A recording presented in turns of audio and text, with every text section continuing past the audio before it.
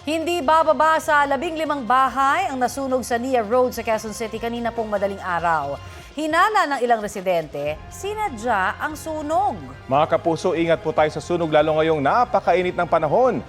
Balita hatid ni James Agustin.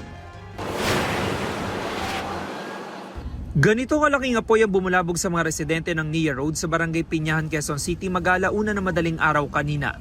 Mabilis ang pagkalat ng apoy sa magkakadikit na bahay na gawa sa light materials. Itinaas ng Bureau of Fire Protection sa ikatlong alarma ang sunog. Nasa 25 fire truck ang rumisponde sa lugar. Nagbayanihan din ang mga residente sa pagsasalba ng mga personal na gamit at mga paninda. Ang ibang bumbero gumamit na rin ng hagdan at pumeso sa mga bubong para malapit ang mga pagbuga ng tubig. Halos 30 minuto na po nakakalipas nang sumiklab yung sunog dito sa residential area pero patuloy pa rin po itong inaapula ng mga bombero. Gumapang na rin po kasi yung apoy sa loob ng mga eskinita. Si Rosie hindi lang bahay ang natupo, maging ang kabuhayang sari-sari store.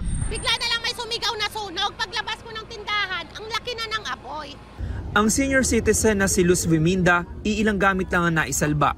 Nakita namin, malaki na yung apoy. Pagpasok namin, di na kami makapasok nga. Takbo na lang ng mga bata, yung ito nga, saka yung mga damit.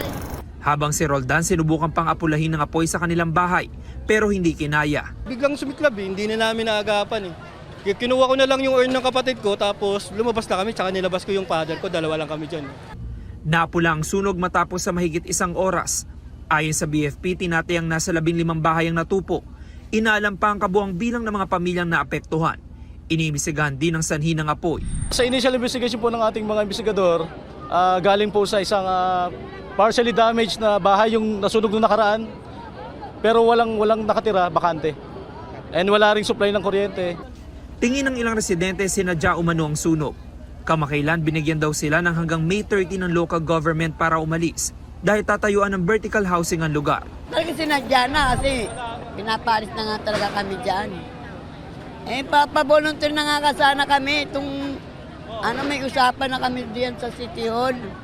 Nagulat na lang kami, biglang nasunog. Pumayag na kami nung meeting namin na aalis kami. Pumayag din kami doon sa ibibigay nila. Magbabaklas kami ng bahay namin. Tapos kailangan pa ganyan din kami?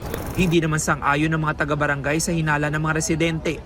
Nagkaroon ng araw ng 2 pulong ang mga residente sa Quezon City Government kung saan sila ililipat. Hindi naman siguro, wala namang nananadya. Baka mamaya marami kasing pumapasok dyan ng mga nangangalakal, nagsusunog ng mga tanso.